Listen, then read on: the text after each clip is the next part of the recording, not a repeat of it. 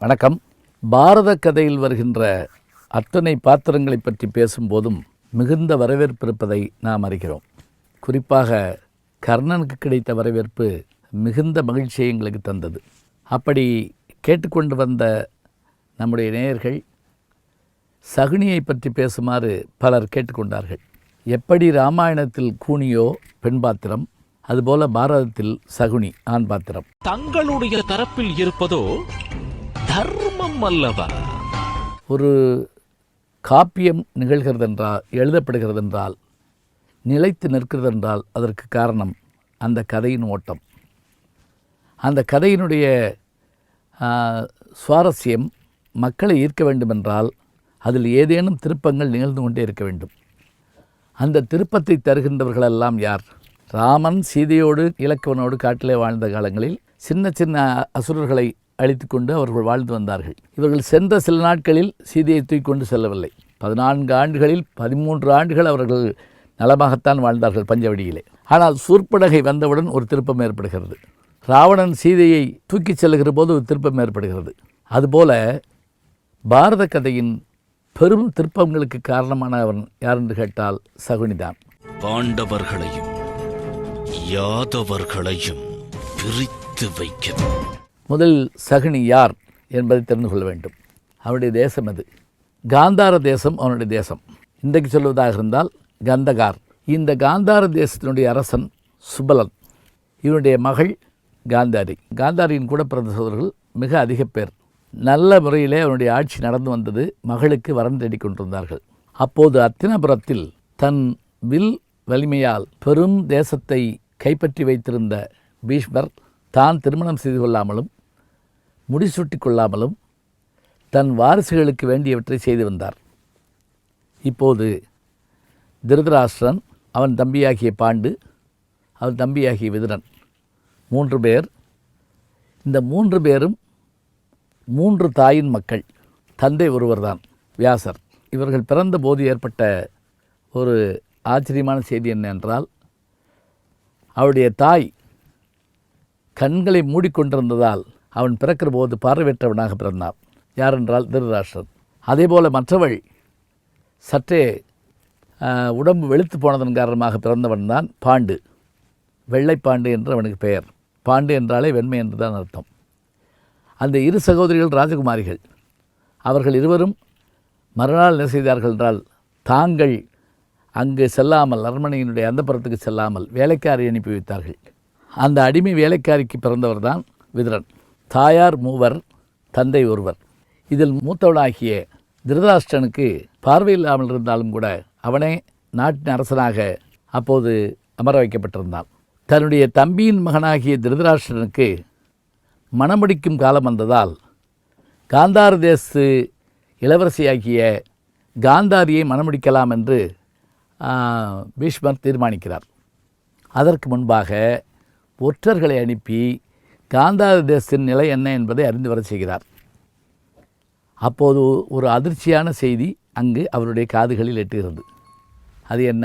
காந்தாரியினுடைய தந்தையாகிய சுபலன் தன்னுடைய மகளின் கணவனாக வருகின்றவன் விரைவில் இறந்து போவான் என்பதை சோதிடர்கள் மூலம் அறிந்து கொண்ட சுபலன் அதற்கு பரிகாரமாக ஒரு ஆடு ஒன்றுக்கு தாலி கட்ட வைத்து அதனை வெட்டி வீழ்த்தி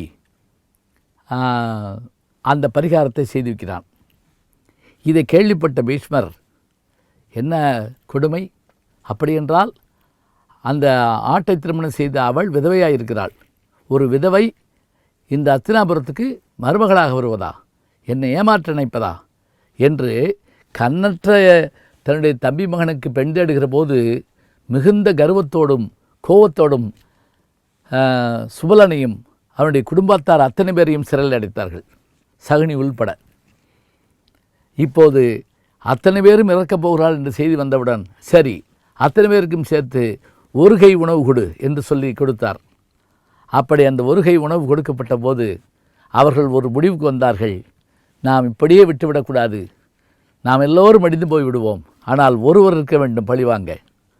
அந்த ஒருவர் யார் என்று அவர்களாக தீர்மானித்தார்கள்.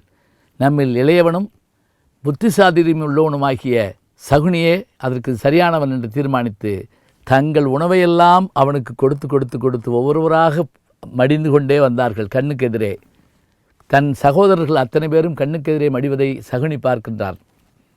அதோடு மட்டுமில்லாமல் மரணத் தருவாயில் சுபலன் செய்த ஒரு வேலை, தன் மகனென்றும் பார்க்காமல் அவனுடைய காலை ஒடித்து, இதோ பார், நீ காலை இழுத்து கொண்டு நடக்கிற போதெல்லாம் எங்கள் நினைவு உனக்கு வர வேண்டும், பழிவாங்க எண்ணத்தோடு நீ வாழ வேண்டும் என்று சொல்லிவிட்டு மறைகிறான். சகுனி சிறைச்சாலையில் பார்த்த அனுபவங்களால் உருவாகிறான். அவனால் பாரதம் எப்படி மகாபாரத கதை நடந்தது என்பதை தொடர்ந்து காண இருக்கிறோம். சுபலன் என்பவருடைய மகனாகிய 100 மகன்களில் ஒருவனாகிய கடைசி மகனாகிய சகுனி, ஒரு மகள் காந்தாரி. அவர்கள் காந்தார நாட்டைச் சேர்ந்தவர்கள். பெண் கேட்டு வந்தபோது ஏற்பட்ட பிரச்சனையால் அவர்களை சிறையில் அடைத்து பிறகு பழி வாங்குவதற்காக சகுனி தனியே மீண்டெழுந்தான் என்ற செய்தியை பார்த்தோம். இன்னும் கூட அதில் அந்த செய்தியில் ஒன்று நான் சொல்லாமல் விட்டுவிட்டேன். அவன் கையில் இருக்கக்கூடிய அந்த தாய கட்டை அவனுடைய தந்தையாருடைய விரல்களை வெட்டி எடுக்கப்பட்டது, அதனால் இவன் சொன்னபடியெல்லாம் அது கேட்டது என்றெல்லாம் இந்த கதையில் வருகின்றன. இவையெல்லாம் பாரத கதையில் இருக்கின்றனவா என்றால் எனக்கு தெரிந்தவரையில் வில்லி பாரதத்தில் இல்லை. வியாச பாரதத்தில் ஒரு வேளை தனியாக சொல்லப்பட்டிருக்கிறதா என்பதும் தெரியவில்லை. ஆனால் சகுனி எப்படி அந்த இதற்கு உள்ளானான் என்பதற்காக இந்த கதை புனையப்பட்டிருக்கலாம். வில்லி பாரதத்தை பொறுத்த அளவில் நாம் சகுனியை எங்கே சந்திக்கிறோம் என்று சொன்னால், காந்தார தேசத்திலிருந்து காந்தாரியை மணமகளாக அழைத்து வரும்போது அவன் உடன் வருகிறான். யாருக்கு மணமகள் என்றால், திருதராஷ்டிரன் அத்தினாபுரியினுடைய அந்த மூத்த இளவரசனாகிய அவனுக்கு திருமணம் செய்வதற்கு அழைத்து வருகிறார்கள். வந்தபோது ஒரு உண்மை காந்தாரிக்கும் தெரியாது. அது என்ன என்றால், திருதராஷ்டிரன் பார்வையற்றவன். இந்த செய்தி அவளுடைய காதுகளுக்கு எப்போது எட்டுகிறால் திருமணத்தின் போது தான் எட்டுகிறது. அவள் வருந்துகிறாள், துன்புறுகிறாள், பிறகு ஒரு உறுதி எடுத்துக்கொள்கிறாள். தன்னுடைய கண்களை தானே கட்டிக்கொள்கிறாள். எல்லோரும் பார்த்து, ஏன் இப்படி செய்கிறாய், கணவனும் பார்வையற்றவனாக இருக்கிறான், நீ இப்படி செய்யலாமா என்று கேட்டபோது சகுனி, இல்லை இல்லை, தன் கணவன் பார்க்காத உலகத்தை தானும் பார்க்க வேண்டாம் என்று அவள் நினைக்கிறான் என்று சொல்லி அந்த இடத்துல சமாளிக்கிறான். பிறகு திருமணம் முடிந்த பிறகு எல்லோரும் விடைபெற்று சென்றார்கள். ஆனால் சகுனி மட்டும் போகவில்லை. காந்தாரி கேட்கிறாள், நீ ஏன் செல்லாமல் எங்கேயே இருக்கிறாய்? அப்போது அவன் ஒரு வார்த்தை அழகாக சொன்னான். உனக்கு கணவன் வாய்த்தான், இளவரசன்தான், அத்தினாபுரத்துக்கு உரியவன்தான், ஆனால் அவன் அரசனாகவில்லை. அவனை அரசனாக்கி பட்டம் கட்டிவிட்டுத்தான் நான் இங்கிருந்து புறப்பட்டு செல்வேன்.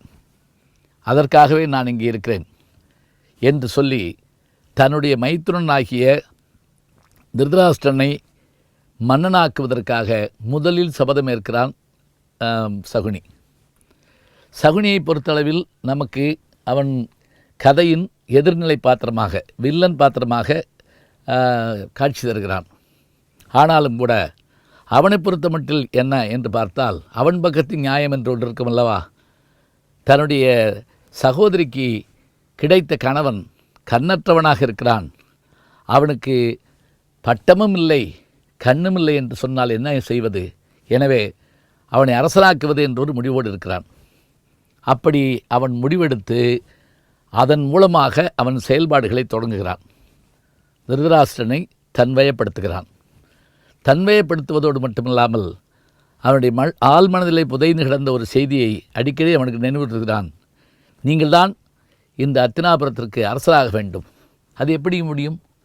அங்கஹீனமானவனால் முடியுமா? முடியும், நிச்சயமாக. ஏன் சொல்கிறேன் தெரியுமா? நீங்கள் அரசராகாவிட்டால் உங்களுக்கு பிறகு பிள்ளைகள் இளவரசர்கள் ஆக மாட்டார்கள்.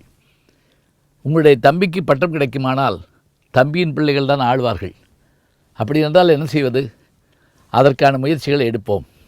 அதன்படி பாண்டு முதலில் குந்தியை மனம் செய்து கொள்கிறான், பிறகு மாத்ரியை மனம் செய்து கொள்கிறான். அப்போது அவனுக்கு ஏற்பட்ட சாபத்தின் காரணமாக அவன் மாண்டு போகிறான். இந்த நிலையில்தான் அரசன் வேண்டும் என்கின்ற முறையில் திருதராஷ்டிரனை நாட்டின் மன்னனாக்க பெருமுயற்சி எடுத்து அந்த முயற்சியில் வெற்றியும் பெறுகிறான் சகுனி. இப்போதுதான் கதை தொடங்குகிறது. முதல் நிகழ்வில் அவனுக்கு வெற்றி கிடைத்தது. அவன் நினைத்தது விதியின் மூலமாக கைகூடியது. அப்படி கைகூடிய அந்த ராஜ்யத்தை வைத்துக்கொண்டு அவன் பகடையாடினான். பிறகு விதியை கைகூட வைத்தான்.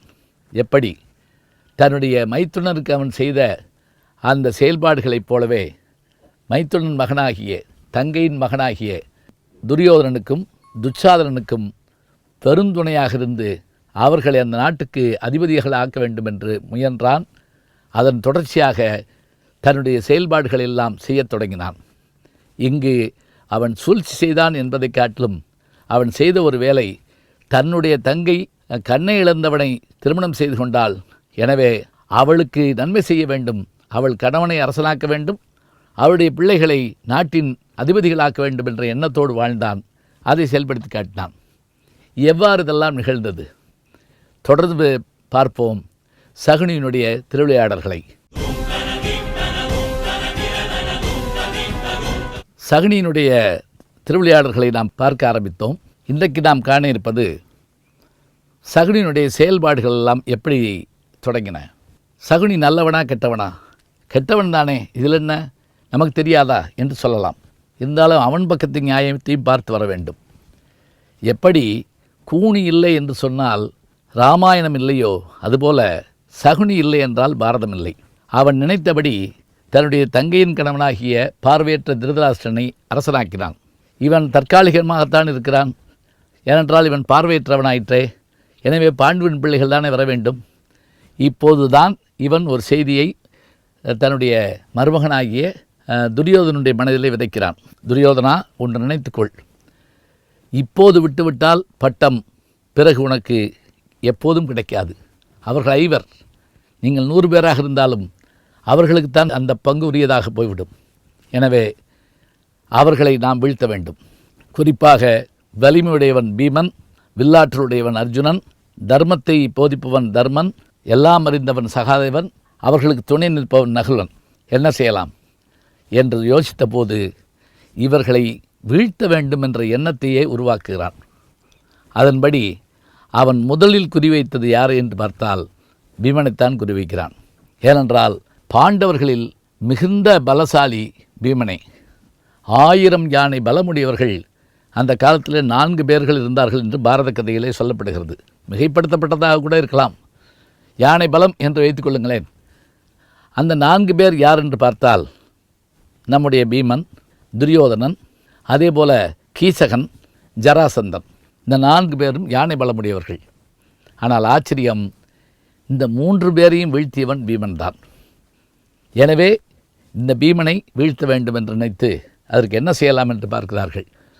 அப்படி பார்க்கிற போது பீமனுக்கு எதெல்லாம் ஆர்வம் அதிகமோ அதை வைத்துக்கொண்டு வீழ்த்த நினைக்கிறார்கள். குறிப்பாக நீராடுதலே விருப்பமுடையவனா அவன் குதிக்கின்ற இடத்தில் ஈட்டிகளை கொண்டு வந்து நிறுத்துகிறார்கள். அப்போது கண்ணபெருமான் வண்டுருவம் எடுத்து அந்த ஈட்டிகளில் உட்கார அதிலிருந்து தப்புகிறான் பீமன். விஷத்தை பாயாசத்தோடு கலந்து கொடுக்கிறார்கள். அதோடு மட்டுமில்லாமல் விஷப்பாம்புகளை கடிக்க விடுகிறார்கள். பிறகு கைகால்களை கட்டி தண்ணீரில் போட்டு விடுகிறார்கள். எல்லாவற்றிலும் தப்பித்த பீமன் அதீத பலத்தோடு நாகலோகத்திலிருந்து மீண்டு வருகிறான். இப்போது இவனை வீழ்த்த முடியாது என்று தெரிந்த பிறகு இவர்கள் அத்தனை பேரையும் வீழ்த்தி விட்டால் நல்லது என்று யோசித்தான். அப்படி யோசித்த போது அதற்கு ஒரு யோசனையை தன்னுடைய மருமகனிடத்திலே சொன்னான். அது என்ன என்றால், பேசாமல் இவர்கள் 5 பேரையும் அழித்து விட்டால் என்ன? அது எப்படி முடியும்? நாட்டு மக்கள் நம்மை விட்டு விடுவார்களா? கொலை குற்றமாகி விடாதா? பீஷ்மர் பார்த்து கொண்டிருப்பாரா? விதுரன் விட்டு விடுவாரா? சித்தப்பா விட்டு விடுவாரா? என்றெல்லாம் யோசித்த போது ஒரு அற்புதமான யோசனை சொன்னான் சகுனி. நாம் என்ன செய்யலாம் என்று சொன்னால், இந்த 5 ஏன் அவருடைய தாயாரையும் கூட சேர்த்து ஒரே நேரத்தில் கொன்றுவிட்டால் உண்மை தெரியாமல் போய்விடும். அதற்கு என்ன செய்யலாம்? அப்போது அவன் மிகச்சரியான ஒரு யோசனை செய்தான். எப்படி தன்னுடைய மைத்ருனாகிய திருதராஷ்டிரனுடைய மனதிலும் இந்த எண்ணம் இருக்கிறதோ அந்த எண்ணத்தை வைத்துக்கொண்டு அவனுடைய உதவியோடு துரியோதனுடைய உதவியோடு புரோசனன் என்கின்ற ஒருவனை வரவழைக்கிறான். அந்த புரோசனன் வந்தவுடன் இந்த ஐவரையும் அழிப்பதற்கான ஒரு திட்டத்தை அவர்கள் தீட்டினார்கள். அந்த திட்டத்தின்படி ஐவரும் அழிந்து போனார்களா, மீண்டு வந்தார்களா என்ற எண்ணம் நமக்கு ஏற்படுகிறது. சற்று பொறுத்து பார்ப்போம். அவர்கள் மீண்டார்களா மாண்டார்களா என்பதை. என்ன ஒரு கெட்டவனை பார்ப்பதில் நமக்கு இவ்வளவு மகிழ்ச்சியா என்று கேட்கக்கூடாது. அவன் வகையில் அவன் கெட்டவனா இல்லையா என்பதை நீங்கள் முடிவிலே பார்க்க வேண்டும். பீமனை கொல்வதற்கு முயன்று கொல்ல முடியவில்லை என்று தெரிந்தவுடன் ஐவரையுமே அழிப்பதற்கு ஒரு முடிவு கட்டினான். யாரோடு சேர்ந்து? மன்னனாக இருந்த திருதராஷ்டிரன், அவனுடைய மகனாகிய துரியோதனன், துச்சாதனன் போன்றவர்களை வைத்துக்கொண்டு புரோசனன் என்கின்ற ஒருவனை வரவழைத்தான். அந்த புரோசனன் அவர்கள் ஒரு திட்டம் தீட்டினார்கள். அது என்ன திட்டம் என்றால், ஒரு மாளிகை கட்டுவது. அந்த மாளிகை நெருப்பு என்று சொன்னாலே பற்றி கொள்ளுகிற அளவுக்கு அந்த மாளிகையை கட்ட வேண்டும். அதாவது எவையெல்லாம் நெருப்பு பற்றக்கூடிய பொருள்களோ அவற்றை வைத்துக்கொண்டு ஒரு மாளிகையை உருவாக்க வேண்டும். தேன்மெழுகு, அரக்கு மற்றும் இருக்கக்கூடிய கற்பூரம் என்று பல்வகையான சாம்பிராணி, குங்கலியம் என்று சொல்லுகிற சாம்பிராணி, இவற்றையெல்லாம் வைத்து ஒரு மாளிகை உருவாக்குகிறார்கள். இந்த மாளிகையை சென்று பார்த்து வருமாறு, சில நாட்கள் தங்கி வருமாறு பாண்டவர்களை அனுப்பி வைப்போம். அனுப்பி வைப்பதோடு மட்டுமில்லாமல் நல்ல உணவை சமைத்து கொடுத்து, அந்த உணவிலே மயக்க மருந்தையும் கொடுத்து, அவர்கள் மயங்கி தூங்கி கிடக்கும் நேரத்தில் அந்த மாளிகைக்கு தீ வைத்து விட்டால் அந்த 5 பேரும் மட்டுமல்லாமல் அவர்களோடு செல்கின்ற குந்தி தேவியும் எரிந்து போவாள். அவர்கள் கதை முடிந்து போகும். இந்த கொடூரமான திட்டத்தை தீட்டி கொடுத்தவன் யார் என்று கேட்டால் சகுனி. இப்போது நமக்கு ஒரு கேள்வி எழுகிறது. இப்படியெல்லாம் செய்யலாமா? இவனை போய் நாம் நல்லவனா கெட்டவனா என்று கேட்கலாமா என்றால், சாதாரண வரப்பு சண்டையில் சகோதரனை வெட்டி வீழ்த்துகின்றான் ஒருவன் என்று சொன்னால், சொத்து என்று வருகிற போது எத்தனை பிரச்சனைகள் வருகின்றன என்றால், நாடே யாருக்கு உரிமை என்று வருகிற போது எத்தனை வகையான கொலைகள் நிகழ்ந்திருக்கும். அதை காட்டுவதற்காகத்தான் இந்த பாரத கதை நமக்கு பல பாடங்களை கற்றுத்தருகிறது. இன்றைக்கு வரைக்கும் நாம் பார்த்து கொண்டிருக்கிறோம். சொத்துக்காக கொலை செய்கின்ற அந்த தன்மை மனித மனத்தில் இருக்கிறது என்பதை முதலில் எடுத்து காட்டியது பாரதம்தான். அதன்படியே அந்த மாளிகை கட்டப்பட்டது. கட்டப்பட்ட மாளிகை பாண்டவர்களை அழைத்து நீங்கள் சென்று வாருங்கள் என்று சொல்ல குந்தி தேவியும் உடன் சென்றபோது விதுரன் இவற்றையெல்லாம் தெரிந்து கொண்டு, அதாவது மூத்தவன் திருதராஷ்டிரன், இளையவன் பாண்டு, கடைசியாக பிறந்தவர்தான் விதுரன். பாண்டு இல்லை. எனவே இவர்களுக்கெல்லாம் சித்தப்பா முறை விதுரன் தான். விதுரன் தர்மத்தினுடைய வடிவம். அவன் இவை எல்லாவற்றையும் உள்ளே தெரிந்து கொண்டு இவர்களை அழைத்து கொண்டு போய் அங்கே விட்டுவிட்டு புறப்படும்போது பாண்டவர்களை அழைத்து வைத்து ஒரே ஒரு வார்த்தை சொல்லிவிட்டு சென்றானாம். காடு நெருப்பு பற்றி எரிகிற போது எலிகள் தப்பித்து கொள்ளும். இந்த வார்த்தையை சொல்லிவிட்டு அவன் சென்று விடுகிறான். என்ன காரணம் தெரியுமா?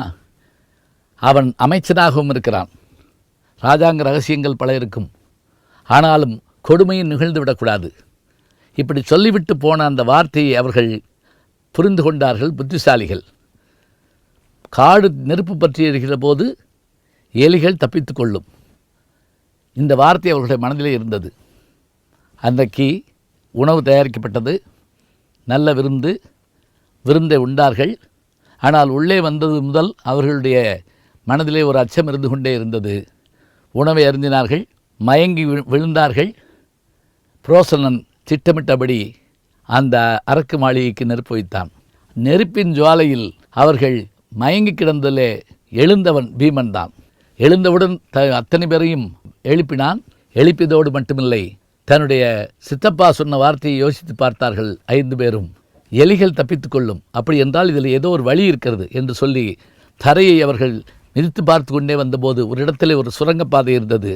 தன்னுடைய தம்பிமார்களையும் தாயையும் தோளிலே போட்டுக்கொண்டு பீமன் அதற்குள் குதித்து நெருப்பு பற்றாத இடங்களையும் நெருப்பு பற்ற வைத்துவிட்டு அந்த புரோசரனையும் அடித்து அதிலே போட்டுவிட்டு அங்கிருந்து தப்பிச் சென்றான். தப்பிச் சென்ற பீமனும் சகோதரர்களும் எங்கு சென்றார்கள், என்ன ஆனார்கள்? நமக்கு பாரத கதையை பற்றி தெரியும். அந்த கதையிலே பார்த்து கொள்ளலாம். சரி, இப்போது அரக்கு மாளிகையில் பாண்டவர்களும் குந்தி தேவியும் இறந்து போனான் என்ற செய்தியை கேட்டவுடன் நாடே அலறியது. பீஷ்மர் தாங்க முடியாத துயரத்தில் இருந்தார். விதுரனுக்கு மனதுக்குள் ஏதோ ஒரு செய்தி இருந்தது. ஆனாலும் கூட எல்லோரும் வருந்தி இருந்தபோது மகிழ்ந்திருந்த சிலர் இருந்தார்கள்.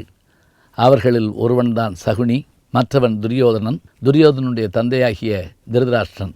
இந்த மகிழ்ச்சியினோடு திருதராஷ்டிரனுடைய மகனாகிய துரியோதனனை அரசனாக்கி விடலாம் என்று முடிவு செய்து அவர்கள் ஏற்பாடு செய்தார்கள். அந்த முயற்சி பலித்ததா?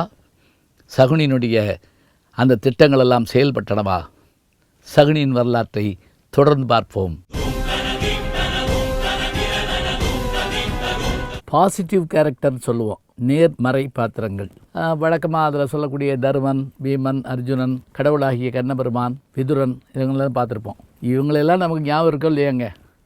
நம்மளால் மறக்க முடியாத ஒரு பாத்திரம் யாருன்னு கேட்டால் எதிர்மறை பாத்திரமாகிய சகுனி. அதுதான் நம்ம இதுக்கு முன்னாடி கூட சொல்லியிருக்கோம். சகுனி எங்கே பிறந்தார், யார்? திருதராஷ்டிரனுடைய மைத்துனர், காந்தாரியினுடைய சகோதரன், அதே போல் துரியோதனனுக்கு தாய்மாமன், அந்த 100 பேருக்கும் தாய்மாமன். தன்னுடைய சகோதரியின் மகனை அத்தினாபுரியின் அரசனாக்க வேண்டும் என்பது அவனுடைய எண்ணம். அதற்கு இடையூறாக இருக்கிற பாண்டவர்களை அழிக்க வேண்டும் என்பது திண்ணம். அதற்காக அவன் எல்லா முயற்சி எடுக்கிறான். அரக்கு மாளிகையில் பாண்டவர்களை அழித்து விட வேண்டும் என்பதற்கான முயற்சியும் எடுத்து அவர்கள் இறந்து விட்டார்கள் என்கின்ற வரைக்கும் தெரிஞ்சுக்கிட்டான். சரி, இனி என்ன? சகுனியை பொறுத்த மட்டில் அடுத்து அவருடைய முயற்சி துரியோதனனை அரசனாக்குவது.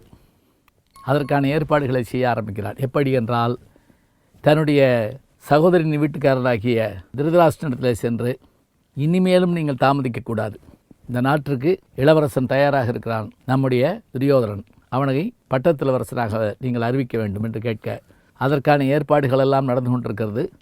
ஒரு புறத்திலே பாண்டவர்கள் இறந்து விட்டார்கள் என்ற கவலை இருந்தாலும் சரி, அவர்கள் இருக்கிறார்களா இல்லையா என்று தெரியாமல் இருந்தாலும் சரி, இந்த ஏற்பாடுகள் எல்லாம் செய்து கொண்டிருக்கிறார்கள். இதற்கிடையில் தான் துருபத நாட்டிலிருந்து ஒரு ஓலை வருகிறது. அதாவது துருபதனுடைய மகளாகிய நெருப்பிலே தோன்றிய பாஞ்சாலி, அவளுக்கு திருமணம்.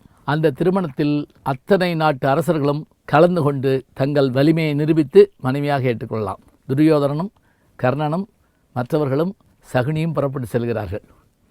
அங்கே தான் நம்ம பார்த்துருக்கிறோம் எப்படி பாண்டவர்கள் ஆர்க்கு மாளிகையிலும் தப்பிச்சு வேத்திரகியை சர்க்கம்ங்கிற பகுதியில் போய் அந்தணர்களாக வடிவெடுத்து பிறகு இந்த செய்தியை கேள்விப்பட்டு அவர்களும் அந்த சுயமரத்துக்கு வருகிறார்கள்.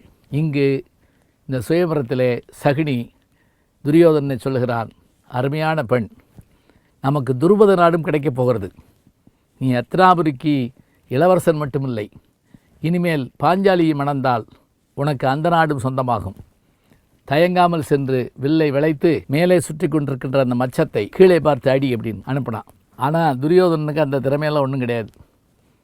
போனால் விழுந்து வந்துட்டான். அடுத்து கர்ணனே விழுந்து வந்துட்டான். யாரும் போக முடியல.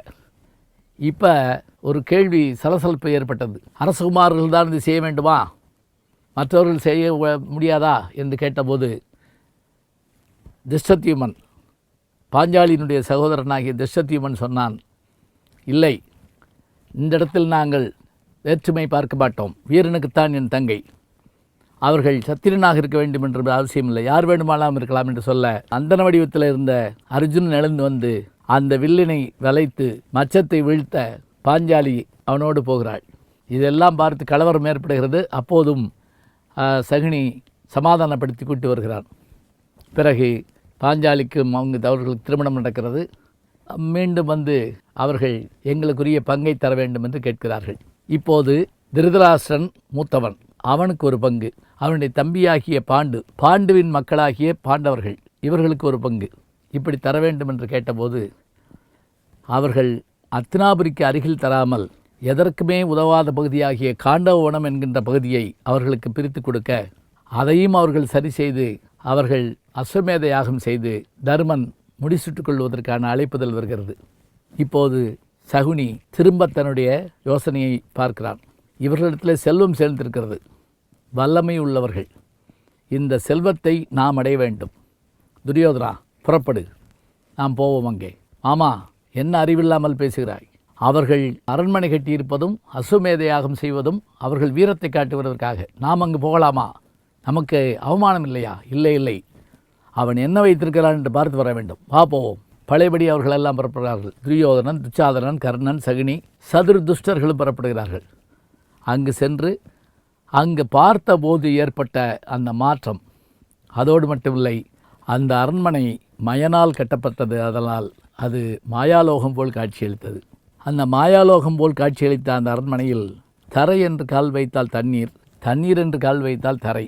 இதிலே துரியோதனன் சற்றே தடுமாற மாடத்திலே இருந்த பாஞ்சாலி அதை பார்த்து சிரித்ததோடு மட்டுமில்லாமல், என்ன மைத்துனரே, உம்முடைய தந்தைக்குத்தான் பார்வையில்லை என்று நினைத்தேன், உமக்குமா இல்லை என்று சொல்லவுடன் அந்த சிரிப்பு துரியோதனனை வெகுவாக பாதித்தது. அதோடு மட்டுமில்லை, எரிகிற நெருப்பில் எண்ணெய் விடுவது போல சகுனி உடனிருந்து, பார்த்தாயா, அவள் சிரித்திருக்கிறாள், இப்படி சிரித்த அவளை பார்த்து ஊரார் சிரிக்க வேண்டும், அதற்கான செயல்பாட்டை நாம் செய்ய வேண்டும் என்று அப்போதே துரியோதனன் மனதில் விஷ விதையை விதைக்கிறார். பிறகு என்ன நடந்தது? அரண்மனைக்கு வந்தார்கள். துரியோதனன் வருத்தத்தோடு இருந்தான். அவமானத்திற்காக அல்ல, அவர்கள் செல்வம் சேர்த்து விட்டார்களே என்று. துரியோதனன் பாண்டவர்களுடைய அழைப்பின் பேரில் அவர்களுடைய அந்த செல்வத்தை எல்லாம் பார்த்து வந்த பிறகு அவன் மனதில் பொறாமை தீ கொழுந்து விட்டு இருந்தது.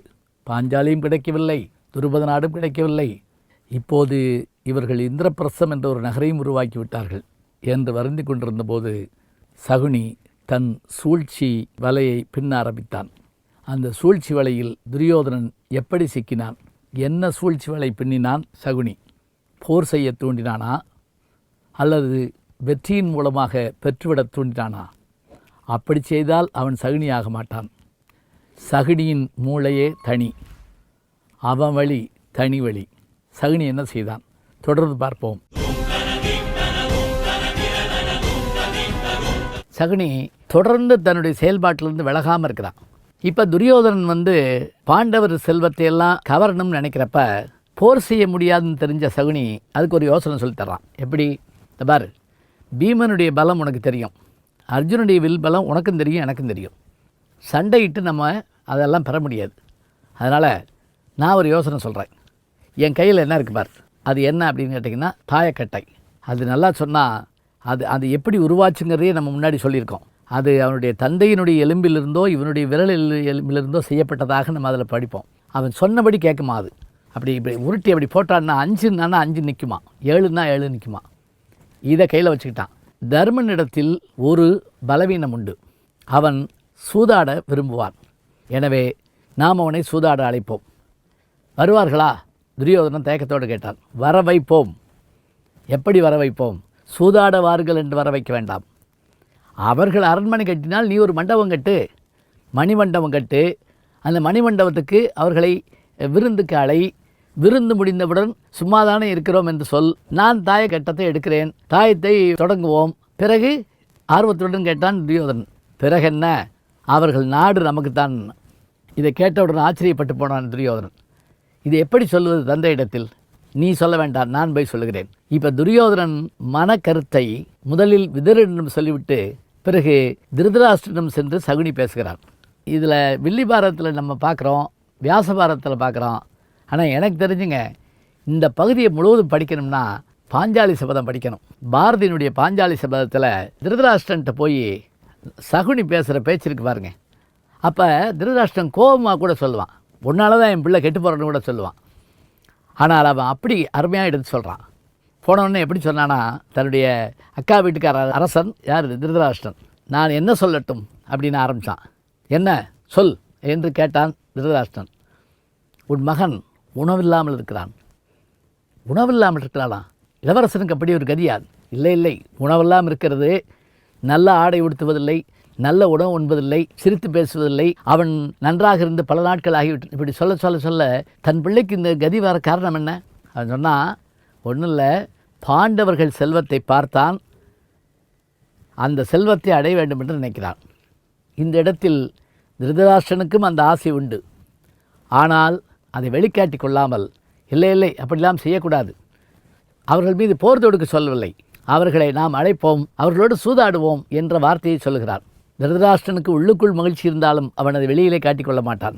ராஜாஜி அவர்கள் வியாசர் விருதில் எழுதுவார், நீர் நிறைந்த அந்த கண்மாய்களில், ஏரிகளில், ஊரணிகளில் வெளியிலே குளிர்ச்சியாக இருந்தாலும் கீழே வெப்பமாக இருக்குமாம் அந்த தண்ணீர்.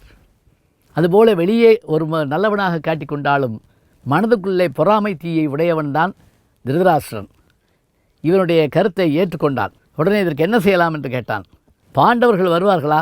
நானோ துரியோதனோ சென்று அழைத்தால் வரமாட்டார்கள். அதற்கு ஒரு ஆள் இருக்கிறார். யார்? நம்முடைய விதுரனை அனுப்புவோம். உடனே தம்பியை அழைத்தார். போய் பாண்டவர்களை அழைத்து வா. எதற்கு? ஒரு மணிமண்டபம் கட்டுகிறோம், அதை பார்க்க வரட்டும், விருந்து உண்ணட்டும், நாமெல்லாம் மகிழ்ச்சியாக இருப்போம். அது மட்டும்தானா? சந்தேகத்தோடு கேட்டான் விதுரன். அது மட்டுமில்லை, தாயமும் விளையாட வேண்டியிருக்கிறது என்று சொன்னவுடன் விதுரன் சொன்னான், வேண்டாம், இது வினை என்று சொன்னபோது, நீ எதைத்தான் ஒத்துக்கொண்டாய்? போ, சொன்னதை செய், இது அரச கட்டளை. திருதராஷ்டிரன் சொன்னவுடன் விதுரன் செல்கிறான். தன் முயற்சி பலித்ததால் மகிழ்ச்சி அடைந்தான் சகுனி. பாண்டவர்களை அழைப்பதற்காக விதுரன் சென்றார். அங்கே என்ன நடந்தது? தர்மனும் பீமனும் அர்ஜுனனும் நகுலனும் சகாதேவனும் தங்களுடைய சிற்றப்பனை வரவேற்றார்கள், மகிழ்ந்தார்கள், அரண்மனையெல்லாம் பார்த்து மகிழ்ந்தார்கள். பிறகு வந்த காரியம் என்ன என்றவுடன் விதுரன் சொன்னான், இப்படி ஒரு மணிமண்டபம் கட்டியிருக்கிறான், உங்களை பார்க்க வர சொன்னான். அது மட்டும்தானா? பீமன் கேட்டான். அது மட்டும்தான் என்பதில்லை, அங்கு சூதாட்டமும் நிகழலாம். அப்படி இருந்தால் அங்கு செல்லவே வேண்டாம் என்று சொன்னவுடன் தருமன் மட்டும் இல்லை, அழைத்து வர சொன்னது பெரியப்பா, அழைக்க வந்தது சித்தப்பா, நாம் மரியாதை கொடுக்க வேண்டும், நாம் செல்வோம், நம்மை பாதுகாத்து கொள்வோம் என்று சொல்லிவிட்டு வருவதாக சொன்னார்கள். புறப்பட்டு போனார்கள். அவர்கள் வருகிறார்கள் என்பதை தெரிந்து கொண்ட சகுனி கெக்களித்தான், சிரித்தான், ஆர்ப்பரித்தான். துரியோதனை கட்டிப்பிடித்து கொண்டான். நாம் நிச்சயமாக வெற்றி பெறுவோம், அவர்களை வரவழைப்போம், சூதாடுவோம், பிறகு பார் நிலைமை. அதே போல வந்தார்கள், உணவு உண்டார்கள், சற்று நேரம் விளையாடுவோமே என்றார்கள். விளையாட்டு வேண்டாம் என்று முதலில் மறுத்தவர்கள் பிறகு சூதாட்டத்தை தொடங்கினார்கள். சூதாட்டம் எப்படி ஆயிற்று? விளையாட்டு எப்படி வினையாயிற்று? பாண்டவர்கள் எப்படி அடிமையானார்கள்? சகுனி எவ்வாறு ஜெயித்தான்? தொடர்ந்து பார்ப்போம் சகுனியின் சதி செயல்களை.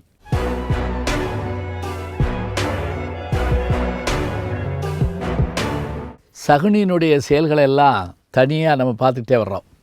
பார்க்க ஆச்சரியமாக இருக்குது. அதாவது காலங்காலமாக இப்படிப்பட்ட மனிதர்கள் இருந்துக்கிட்டு இருக்காங்களா, இருப்பாங்களா இப்படிங்கிற யோசனைலாம் நமக்கு வருது. இதில் சகுனிக்கு தனிப்பட்ட யோசனைகள் என்று தனியாக இருந்தாலும் கூட துரியோதனுக்காகவே அவன் வாழ்வதாகத்தான் நமக்கு தெரியுது. கர்ணன் துரியோதனுக்காகத்தான் வாழ்கிறான், ஆனால் அவன் நல்ல குணங்களை கொண்டவன், கொடையாளி. ஆனால் சகுனியினுடைய குணம் அப்படிப்பட்டதன்று. அதற்கு ஒரு முன்கதையும் சொல்லப்படுகிறது, அதெல்லாம் பார்த்துருக்குறோம். பாண்டவர்களை வெல்வதாக இருந்தால் போரிலே வெல்ல முடியாது என்பதை தெரிந்து கொண்ட சகுனி சூதிலே வெல்ல வேண்டும் என்பதற்காக அழைத்து வரச் செய்கிறான். அதே போல் வந்தார்கள், உணவு உண்டார்கள், விளையாட்டு ஆரம்பமாகிறது.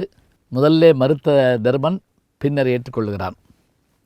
இப்போது யார் பகடை உருட்டுவது?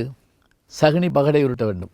தர்மன் கேட்டான், சகுனி மாமா, நீங்கள் என்னோடு விளையாடுவதற்கு வந்து விட்டீர்கள், ஆனால் உங்களிடத்தில் என்னோடு விளையாடுவதற்கான பொருள் இருக்கிறதா என்று கேட்டான். இதை கேட்டவன் துரியோதனன் வெகுண்டு எழுந்து, எப்படி சொல்ல போயிட்டு நீ? என் மாமன், அவன் விளையாண்டால் நான் பொருள் வைத்து ஆடுவேன். தர்மன் கேட்டான், இது என்ன நியாயம்? ஒருவன் விளையாட ஒருவன் பொருள் வைக்கலாமா? முறையாகுமா?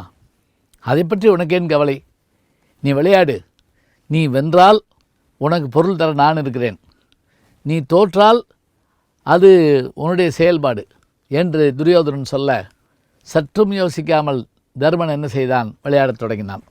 இப்போது தன்னுடைய பகடையை வைத்துக்கொண்டு பாரதத்தையே மாற்றுகிற அளவிற்கான செயல்பாடுகளை செய்ய தொடங்குகிறான் சகுனி. கேட்டவையெல்லாம் வந்து விடுகின்றன. தாயம் என்றால் 1, 2, 3, 12 வரை எந்த எண்ணம் இல்லாமல் இருந்தால் அது 12 என்று பொருள் அந்த பகடைக்காயில்.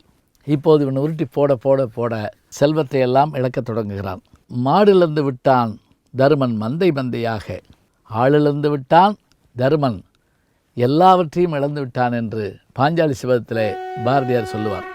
இப்போது செல்வம் போய்கொண்டே இருக்கிறது. பாண்டவர்கள் பதறிக்கொண்டிருக்கிறார்கள், சபை நடுங்கிக் கொண்டிருக்கிறது. மர்மமாக புன்னகிக்கிறான் திருதராஷ்டிரன். தன் மகன் செய்வது தவறென்று தெரிந்தும் கூட அந்த செயல்பாட்டை செய்து கொண்டிருக்கிறான். இப்போது பொருளெல்லாம் இழந்தாயிற்று. என்ன செய்யலாம்? உடனே சகுனி ஒரு யோசனை சொன்னான். ஏன் தர்மா, நீ உன்னுடைய வீரத்தால் ஜெயித்த நாடுகளை வைத்து ஆடக்கூடாதா என்று கேட்டான். இந்த கேள்வி எவ்வளவு கொடூரமான கேள்வி என்பதை நாம் இன்றைக்கு யோசிக்கிறோம். பாரதி தன்னுடைய பாஞ்சாலி சபதத்தில் அன்றைக்கு யோசித்தார். எப்படி நாட்டை வைத்து ஆடுகிற அளவுக்கு மன்னர்களுக்கு தைரியம் இருக்கிறது என்று சொன்னால் இந்த தைரியத்தை யார் கொடுப்பது? சொல்லிட்டு சில உதாரணங்கள் சொல்லுவார் பாருங்க. கோயில் பூசை செய்வோர் சிலையை கொண்டு விற்றல் போலும், வாயில் காத்து நிற்போர் வீட்டை வைத்திலர்த்தல் போலும், ஆயிரங்களான நீதி அவை உணர்ந்த தருமன் தேயம் வைத்திலர்ந்தான், சீச்சி சிறிய செய்கை செய்தான். வரிசையாக சொல்லிகிட்டே போவார். நாடு போச்சு. உடனே கைதட்டி சிரிக்கிறாங்க. இப்போ விதுரன் குறுக்கிடுறார். வேண்டாம், தப்பு செய்யக்கூடாது. கேட்கல. நாடு போன பிறகு தங்களுடைய தோல்வெளி கையில் போட்டிருந்த அணிகலன்கள் எல்லாத்தையும் வச்சு ஆடுறாங்க. எல்லாம் தோத்தாச்சு. இப்போ போதும் விளையாட்டு, நிறுத்துங்கன்னு சொல்கிறாங்க. ஆனால் சகுனி ஒரு வார்த்தை சொன்னான். எப்படி சொன்னான் தெரியுமா? தர்மனை பார்த்து, தர்மா, நீ இழந்த பொருளை எல்லாம் நான் மீட்டு தர்றதுக்கு தயாராக இருக்கேன். ஒரே ஒரு ஆட்டம் ஆடு. என்ன? உன்னுடைய தம்பிமார் யாரையாவது பணைய பொருளாக வச்சு ஆட. உலகம் தோன்றிய நாள் முதலாக இந்த விந்தையை கேள்விப்பட்டிருக்கமா? ஆளை வச்சு ஆடுவாங்களா? சூது என்று வந்துவிட்டால் எதனையும் இழக்க மனம் துணிந்துவிடும். அதன்படி தர்மன் தன்னுடைய சகோதரர்கள் 4 ஒருவனாகிய சகாதேவனை வைத்து ஆடினான். வைத்த உடனேயே சகுனி ஜெயித்து விட்டான். ஜெயித்ததோடு மட்டுமில்லை, ஒரு வார்த்தை சொன்னான். தர்மா, உன்னை நான் சாதாரணமாக நினைத்தேன். எவ்வளவு புத்திசாலி நீ, எவ்வளவு கவனமாக இருக்கிறாய். அதாவது தம்பிமாரை வைத்து ஆடு என்று நான் சொன்னவுடன் தாயாகிய குந்தியின் வயிற்றிலே தோன்றிய பீமனையோ அல்லது அர்ஜுனையோ வைத்து ஆடாமல் சிற்றனையாகிய மாத்திரியின் வயிற்றிலே பிறந்த பிள்ளைகளில் ஒருவராகிய அந்த நகுல சகாதேவர்கள் ஒருவரை வைத்து ஆடுகிறாயே, நன்று நன்று, உங்களுடைய சகோதர பாசம் மிக நன்று என்று சிரிக்க எல்லோரும் சிரித்தார்கள். தர்மன் பொங்கி எழுந்து விட்டான். எங்களுக்குள் பகையை ஏற்படுத்த பார்க்கிறாயா பார் என்று கோபித்தான். உடனே அப்படி என்றால் இதோ அவன் அடிமையாகிவிட்டான். அடுத்து இப்படி ஒவ்வொருவராக அடிமையாக அர்ஜுனனை வைத்து ஆடுகிறான். அர்ஜுனனை வைத்து ஆடுகிற போது அவன் எங்களுடைய குலதெய்வத்தை வைத்து ஆடுகிறேன் என்று சொல்கிறான். தோற்றுப்போனான். சகுனி ஆர்ப்பரித்தான். மண்டபம் அதிர்கிறது. துரியோதனன் எழுந்து கைகொட்டி சிரிக்கிறான். கடைசியாக பீமனை வைத்து ஆட வேண்டிய சூழல். எல்லோரும் ஆவலோடு எதிர்பார்த்து கொண்டிருந்தார்கள். வழக்கப்படி சகுனி ஜெயித்தான், தர்மன் தோற்றான். தர்மம் தோற்றது, பீமனும் அடிமையானான்.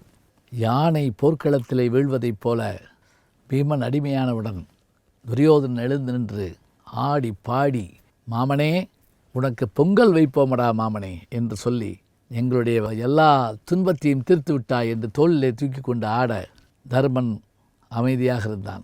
எல்லோரையும் வைத்து ஆடியாகிவிட்டது.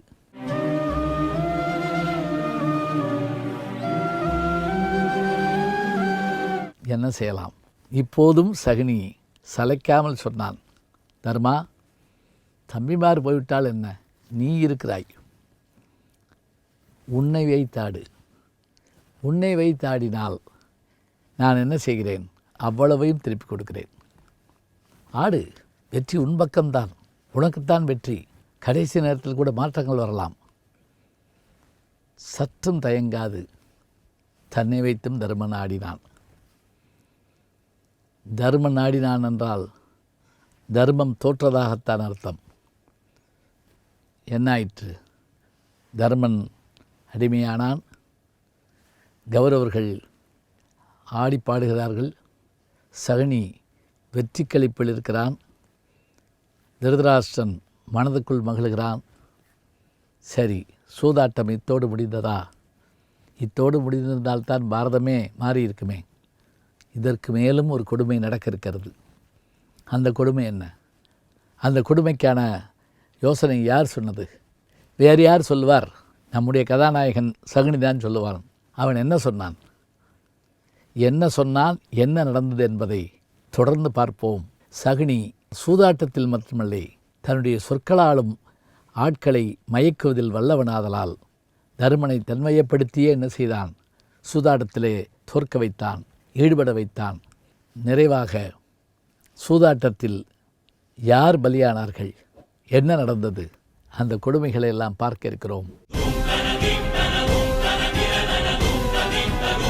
சகுனி சூதாட்ட களத்தில் ஜெயிச்சுக்கிட்டே இருக்காங்க. தருமன் தன்னுடைய தம்பிமாரையெல்லாம் வச்சு தோத்துட்டான். இப்போ அவன் மட்டுமே மிச்சம் இருக்கிறான். எல்லாரும் ஆர்வமாக எதிர்பார்த்துக்கிட்டு இருக்காங்க. இப்போதும் கூட சகுனி விடலை. தர்மா, உன் தம்பிமார் உனக்கு உயிர். அப்படி இருக்கிற போது நீ அவர்களை பிரிந்து எப்படி இருப்பாய்? தாயம் போடு, தாயம் கேள், நீ கேட்டதை நான் தருகிறேன். நீ வென்றால் அத்தனையும் உனக்கு, தம்பிமார் உள்பட. தோற்றால் நீ எனக்கு அடிமை. தோற்க மாட்டாய், ஏனென்றால் உன்னுடைய தன்மை எனக்கு தெரியும். என்ன வேண்டும் கேள். உன்னை வைத்தாடு. உன்னை வைத்து ஆடினால் எல்லாவற்றையும் திரும்ப தருகிறேன். இப்போது தன்னிலை இழந்த தருமன் தன்னையே பணயமாக வைத்து ஆடத் தொடங்கினான். தன்னையே வைத்து ஆடினான்னா என்ன கொடுமை பாருங்கள். எப்போதும் போல ஒரு வகையான கேலி சிரிப்போடும் நைச்சியமான குரலோடும் வஞ்சக எண்ணத்தோடும் தன் கைகளிலே இருந்த அந்த பகடையை உருட்டி அந்த தாயக்கட்டத்தில் போட்டான். தருமனும் வீழ்ந்தான். தருமன் தோற்றான், பாண்டவர்கள் அடிமையானார்கள் என்று சொன்னவுடன் 100 பேரும் எழுந்து ஆடினார்கள். விதுரன் மட்டுமே எதிர்த்தான். விகர்ணன் எழுந்து எதிர்த்தான். 100 பேரில் கடைசியாக இருந்த தம்பி கேட்கவில்லை. அப்போது தர்மன் தோற்றுவிட்டான், பாண்டவர்கள் ஐவரும் தனக்கு அடிமை என்ற எண்ணம் வந்தவுடன் இனி நமக்கு என்ன வேண்டும்? அவனே எங்களை வாழ வைத்த தெய்வமே, உனக்கென்ன வேண்டும் சொல், நான் தருகிறேன். இப்போது சகுனி தனக்கே உரிய அந்த சாதுரியமான வார்த்தையில் தொடங்கினான். துரியோதனா, உனக்கென்ன புத்தி கெட்டு விட்டதா? தோற்றிருப்பவர்கள் யார்? உன்னுடைய சித்தப்பாவுடைய மகன்கள், உன் சகோதரர்கள், இந்த நாட்டின் உரிமையுள்ளவர்கள். அவர்கள் தோல்வியை நீ கொண்டாடலாமா? எல்லோரும் திகைத்து போனார்கள். ஏன், பீஷ்மரும் துரோணரும் விதுரரும் கூட சற்று யோசித்தார். திருதராஷ்டிரன் அதிர்ச்சியானான். என்ன திடீரென்று சகுனி இப்படி பேசுகிறானே என்று. திருதராஷ்டிரன் இப்படி யோசிக்க துரியோதனன் மாமாவை விளங்காமல் பார்த்தான். என்ன சொல்லுகிறீர்கள் மாமா என்றான். பிறகு என்ன, இப்படித்தான் கொண்டாடுவீர்களா? தர்மன் நினைத்தால், ஞாபகம் வைத்துக்கொள் துரியோதனா, தர்மன் நினைத்தால் தன் மனைவியாகிய திரௌபதியை, துருபதன் மகளை, துட்டத்துய்மன் உடன்பிறப்பை இந்த சபையில் வைத்து ஆடுவான். அவனுக்கு ஆட உரிமை இருக்கிறது. அப்படி மட்டும் அவன் ஆடினான் என்றால் நான் உன்னையும் கேட்க மாட்டேன், யாரையும் கேட்க மாட்டேன். இந்த சொத்துக்கள் முழுவதையும் தர்மன் தோற்றானே அத்தனையும் அவனுக்கு திருப்பி கொடுத்து விடுவேன். ஒரே வார்த்தை தான், பாஞ்சாலியை வைத்து ஆடப்போகிறான். தர்மா, நீ அவர்களை பற்றி கவலைப்படாதே, ஆடு, பாஞ்சாலி வைத்து ஆடு, பாஞ்சாலி வைத்து ஆடு என்றான். இதுவரை கேள்விப்பட்டிருக்கிறாமா? தன்னை வைத்து ஆடியதும் தம்பிமாரை வைத்து ஆடியதுமே உலகத்தில் ஏற்றுக்கொள்ளப்படாத ஒன்று. இப்போது மனைவியை வைத்து ஆடச் சொல்லுகிறார். சூதாட்டத்தினுடைய உச்சம் இதுதான். குழந்தைக்கு பால் வாங்கிறதுக்காக, மருந்து வாங்கிறதுக்காக வச்சிருக்கக்கூடிய பணத்தை எடுத்து சீட்டாட்டத்தில் விட்டு ஓடுவார்கள் சில பேர். அதுபோல இவன் சொன்ன வார்த்தையை கேட்டவுடன் ஒரு பக்கம் கோபம், ஒரு பக்கம் வெட்கம், ஒரு பக்கம் அவமானம், இத்தனைக்கு நடுவிலே தர்மன் என்ன செய்தான்? சற்றும் தயங்காது முடிவெடுக்க ஆரம்பித்தான். இதற்குள்ளாக விதுரன் எழுந்து, இதை நான் வன்மையாக கண்டிக்கிறேன், இது சபை இல்லை, இது அரக்கர் சபை, நம்முடைய சபை இல்லை என்று சொன்னவுடன் துரியோதனனுக்கு மீண்டும் கோபம் வந்தது. அவன் என்ன செய்தான்? விதுரனை பார்த்து, நீ யார்? ஐவருக்கு நெஞ்சும் எங்கள் அரண்மனைக்கு வயிறும் தெய்வம் ஒன்றுனக்கே விதுரா வாய்த்து விட்டதேடோ. திங்கிறதுலாம் இங்கே, மனசு அங்கே, நீ வேசி மகன் தானே அப்படின்னு ஒரு வார்த்தை சொல்லிவிட்டான். ஏன்னா திருதராஷ்டிரன், பாண்டு, விதுரன் 3 பேருக்கும் தந்தையர் ஒருவர், அவர்தான் வியாசர். ஆனால் தாய்மார்கள் வேறே. அம்பிகை, அம்பாலிகை 2 பேருடைய பிள்ளைகள் தான் திருதராஷ்டிரம், பாண்டும். அவர்கள் முதல் நாளும் 2வது நாளும் அவரோடு இருந்தார்கள். 3ஆம் நாள் 2 பேரும் வேலைக்காரியை அனுப்பி வைத்தார்கள். அந்த வேலைக்காரியினுடைய வயிற்றிலே பிறந்தவர் தான் விதுரன். அவர் என்ன செய்தான்? வேசி மகன் என்ற ஒரு வார்த்தையை சொல்லிவிட்டார். இதை கேட்டவுடன் அவர் உடம்பெல்லாம் நடுங்கி போய்விட்டது. அவர் பதட்டத்தில் என்ன செய்வதென்று தெரியாமல் யோசிக்க மற்றவர்களெல்லாம் சமாதானப்படுத்தினார்கள். மீண்டும் விகரன் எழுந்து பேசுகிறான். செய்யக்கூடாதன்னா செய்யக்கூடாது. கேட்கவில்லை. உட்கார்றா சின்னப்பளை என்று சொல்லி உட்கார வைத்துவிட்டு ஆட்டத்தை தொடங்குவோம். தர்மா, தயங்காதே, வெற்றி உனக்குத்தான். கேள், நான் பகடை உருட்டுகிறேன். பாஞ்சாலி வைத்து ஆடு. ஆடினால் எல்லாம் உனக்குத்தான், எல்லாம் உனக்குத்தான். இப்போது வெறி கொண்டவர்களுக்கு ஏற்படுகிற என்ற நிலை ஏற்பட்டது. தர்மன் தன்னுடைய மனைவியாகிய துருபத நாட்டினுடைய இளவரசியாகிய பாஞ்சாலியை வைத்து ஆடினான். இந்த காப்பியத்தினுடைய உச்சக்கட்டம் இதுதான். அதனால்தான் மகாகவி பாரதியார் 21ஆம் நூற்றாண்டில் நாம் இன்றைக்கு சொல்லிக்கிட்டு இருக்கிறோமே, பாரதியுடைய நூற்றாண்டு விழாவை கொண்டாடுகிறோமே, அந்த பாரதி தான் வாழ்ந்த காலத்தில் பாஞ்சாலி சபதத்தை கையில் எடுத்து ஒரு குறுங்காப்பியம் படைத்தார். நாட்டை வைத்து ஆடுவதே தவறு, தன்னை வைத்து ஆடுவது மகா தவறு. தன் மனைவியை வைத்து ஒருவன் ஆடுகிறான் என்று சொன்னால் எத்தகைய தீமை இது என்று சொல்ல அவருடைய பாடல்களெல்லாம் அப்படி இருக்கும். இப்போது பகடை உருட்டினான். வழக்கப்படி தர்மன் தோற்றான். தர்மம் தோற்றது. பாஞ்சாலி வீழ்ந்தாள். எல்லோரும் மனதுக்குள் அழகிறார்கள். இப்படி ஒரு கொடுமை நிகழுமா? இப்படி நடக்குமா? இப்போது எப்படி இருக்கிறது அந்த சபை? இந்த சபையிலே என்ன செய்வது? இப்படி யோசித்து கொண்டிருந்த போது இதற்கு மாற்றாக துரியோதனர்கள் துள்ளி குதித்து ஆடுகிறார்கள், கைதட்டுகிறார்கள், ஒருவர் கட்டிக்கொள்ளுகிறார்கள், சகுனியை தோள் மீது வைத்து ஆடுகிறார்கள். இப்படி ஆட்டம் பாட்டம் கொண்டாட்டம் என்று நிகழ்ந்து கொண்டிருக்க அதர்மம் தலை தூக்க, தர்மம் இறங்கி நிற்க என்ன செய்யலாம் என்று யோசித்த போது அடுத்த ஒரு யோசனையை சொல்லி அவர்களுக்குள் பேசிக்கொண்டார்கள். என்ன பேச்சு? அடிமைப்பட்ட 5 தானே இங்கு இருக்கிறார்கள். 6வதாக அடிமைப்பட்ட அந்த பாஞ்சாலி இங்கு இல்லையே, அவளை அழைத்து வர வேண்டாமா என்று யோசிக்க என்ன நடந்தது? பாஞ்சாலி சபை நடுவே கொண்டு வரப்படுகிறாள். யாரால் கொண்டு வரப்படுகிறாள்? யார் அந்த ஏவலை செய்து சொன்னது? போனவன் யார்? நடந்தது என்ன? ஒரு பெண் சபை நடுவே வந்தாளா? வந்தவளுக்கு ஏற்பட்ட இன்னல் என்ன?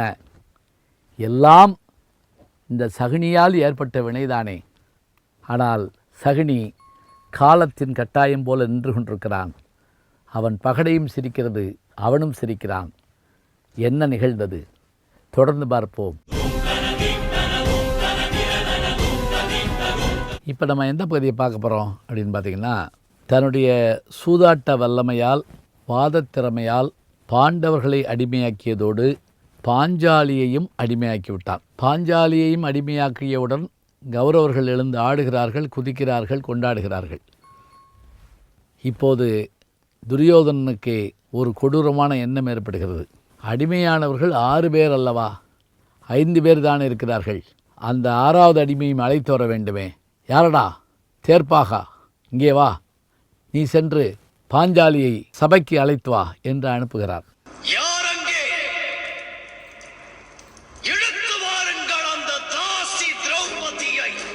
அவன் சற்று அஞ்சுகிறான், அந்த தேர்ப்பாகன்.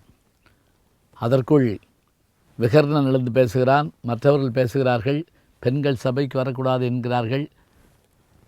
யாரும் கேட்கவில்லை. போன தேர்ப்பாகனுக்கும் பாஞ்சாலிக்கும் இடையில் அந்த உரையாடல் ஆச்சரியமாக நடக்கிறது. அவள் அருமையான கேள்வி கேட்கிறாள். பெண்ணை வைத்து ஆடுவதாக நாம் வரலாற்றில் கேள்விப்பட்டதில்லை. மனைவியை வைத்து ஆடியிருக்கிறார் என் கணவர். ஒரே ஒரு கேள்வி, தேர்ப்பாகா, தன்னை வைத்து ஆடிய பின் என்னை வைத்து ஆடினாரா, என்னை வைத்து ஆடிய பின் தன்னை வைத்து ஆடினாரா? இதற்கு விடை கேட்டுவிட்டு வா. அவன் வந்தான். என்ன வெறுங்கையோடு வருகிறாய் என்றான் துரியோதனன். அந்த அம்மையார் ஒரு கேள்வி கேட்டார்கள். என்னடா முட்டாள், என்ன கேள்வி கேட்டார்கள்? தன்னை வைத்து ஆடிய பின் என்னை வைத்து ஆடினார்களா, என்னை வைத்து ஆடிய பின் தன்னை வைத்து ஆடினார்களா? அதோடு மட்டுமில்லை, தன்னை வைத்து ஆடிய பின் என்னை வைத்து ஆட அவருக்கு உரிமை இல்லை. ஏனென்றால் ஒரு அடிமை ஒரு அரசியை வைத்து ஆட முடியாது என்று பேசுகிறார்கள். போடா, திரும்ப போடா. திரும்ப போகிறான். திரும்பவும் பாஞ்சாலி கேள்விக்கு பதில் சொல்ல முடியாமல் திரும்பி வருகிறான். உடனே அவனை அடித்து துரத்தி விட்டு, தம்பி துச்சாதனா, எழுந்துரு, நீ போய் பாஞ்சாலியை இழுத்து வா, இது வரைக்கும் அழைத்து வான்னா இப்போ இழுத்து வான்ட்டான். இப்போ துச்சாதனை எந்திருக்கிறாங்க. இந்த துச்சாதனன் யாருங்கிறத வில்லி பாரத ஆசிரியர் சொல்கிற மாதிரி பாரதியார் சொல்கிறார் பாருங்க, அதுதான் சிறப்பு. பாஞ்சாலி செல்வத்தில் எப்படி இருக்குது தெரியுங்களா? துச்சாதனனுக்கு டைட்டில் கார்டு போடுற மாதிரி போடுறாரு. இவன் தீமையில் அண்ணனை வென்றவன், கல்வி எல்லளவேனும் இல்லாதவன், கள்ளும் ஈரக்கரியும் விரும்புவோர். கறி வேகிற வரைக்கும் பொறுத்திருக்க மாட்டானா, அள்ளி தின்னு விடுவானா. கரை தத்தி வழியும் செருக்கினால் கள்ளின் சார்பின்றியே வெறி கொண்டவன். குடிச்சிட்டு ஆடணும்னு அவசியம் இல்லையா, குடிக்காமலே ஆடுவானா. இந்த நம்ம ஊர்களில் சில பேர் சாராய கடையை பார்த்தோன்னே ஆடி போவாங்க, பார்த்துருக்கீங்களா? குடிச்சிட்டு ஆட மாட்டான், குடிக்காமலே ஆடி போவான். அந்த தன்மை உள்ளவனா யார்? அந்த துச்சாதனன். அவன் எழுந்து அண்ணனை வணங்கி பாஞ்சாலியை போய் இழுத்து வர போகிறான். இப்போ பாஞ்சாலி அவனோடு வாதாடுறான். நீ எனக்கு தம்பி முறை, நான் உனக்கு அண்ணி, தாய்க்கு நிகரானு சொல்லிட்டு கேட்கல. அவன் என்ன பண்ணானா, அவளை முதல்ல தன்னுடைய கையில் இருந்த செண்டாயுதம்ங்கிறான். வில்லிபுத்தரால் தான் இந்த இதை பயன்படுத்துகிறார், செண்டாயுதம்ங்கிறத. அதை எப்படி இருக்குமா, அப்படி ஒரு குச்சி இப்படி வளைஞ்சி இருக்குமா, அதாவது யானையை அடக்கிறதுக்கு பயன்படுற கோல் மாதிரி இருக்குமா, அது அங்குசம் போல் இருக்குமா.